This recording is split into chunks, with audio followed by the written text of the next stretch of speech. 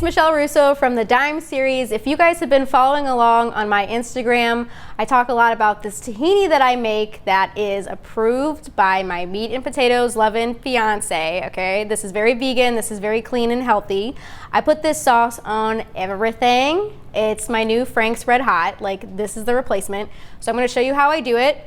And I will give you the actual recipe, but I'm half Italian, half Southern, meaning I can't speak without moving my hands and I can't cook with measurements. So I'll give you an exact run through at the end of this, but while we're doing it, I'm just gonna roll. So I get this tahini. You could probably use any tahini. I got this from Whole Foods because you can have Amazon deliver it to your house in 2 hours for free if you're a Prime member. Do that.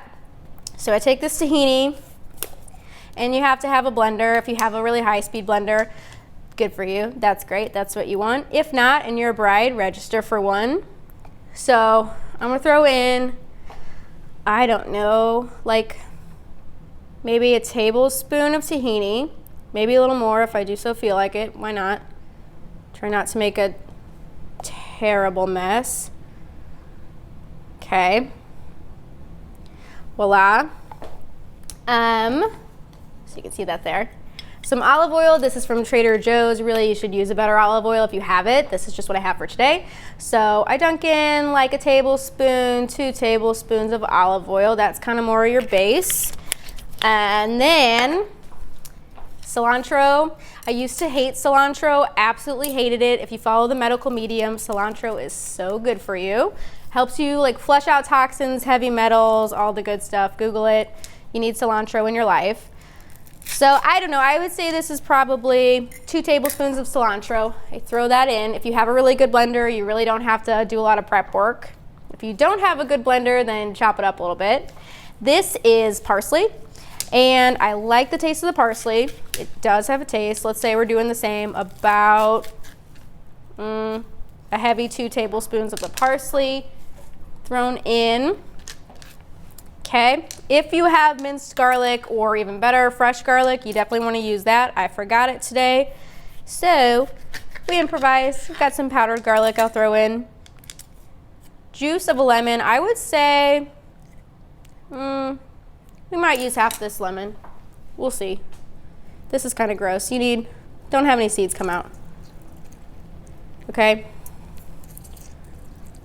You might need the whole lemon, it just depends. Sometimes they have a lot of juice and sometimes they're full of preservatives and they don't. So don't get the seeds in, otherwise you're picking it out of your tahini. That's no good.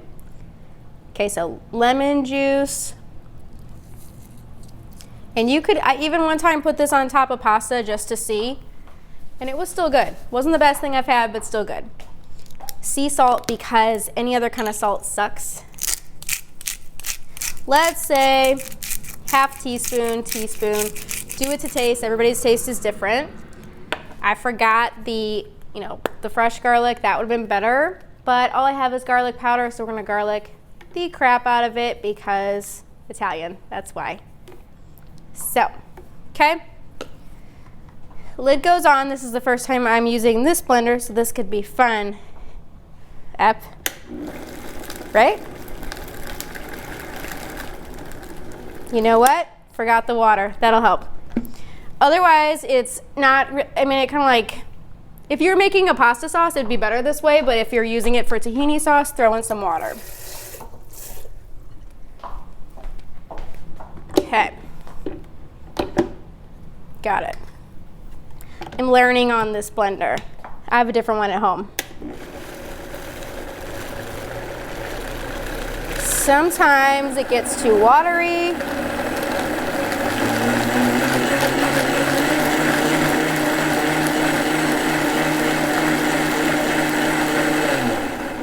Just depends how you like the consistency, because I've done it before where it's too watery, and if that's the case and it looks runny like this, it's fine. It's not really a big deal. Just keep adding crap until you thicken it up. So a little more olive oil, okay.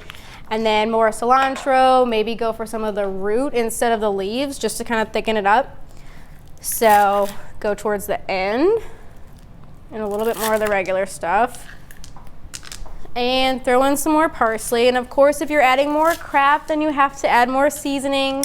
So you're gonna need some more sea salt. I mean, if you're following along with my actual recipe that I'll show you at the end of this, then you won't have to deal with this. But if you do it by eye like I do, sometimes you end up making a bigger batch. You can have it for the week. I keep it in the fridge. I love it. Okay.